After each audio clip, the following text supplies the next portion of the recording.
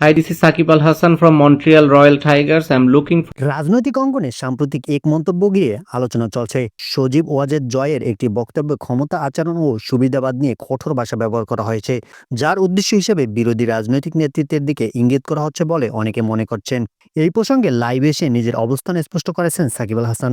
সাকিব বলেন, তিনি রাজনীতির বিতর্কে জড়াতে চান না। তার কাছে দেশের ক্রিকেট ও দেশের মানুষের ঐক্যই সবচেয়ে গুরুত্বপূর্ণ। তিনি জানান, কঠিন ভাষা বা ব্যক্তিগত আক্রমণ সমাজে বিভাজন বাড়ায়। দেশের স্বার্থে আলোচনা হওয়া উচিত দায়িত্বশীল ও সংযত ভাষায়। সাকিব আরো বলেন, ক্রিকেট তাকে শিখিয়েছে প্রতিদ্বন্দ্বিতার মধ্যেও সম্মান রাখতে।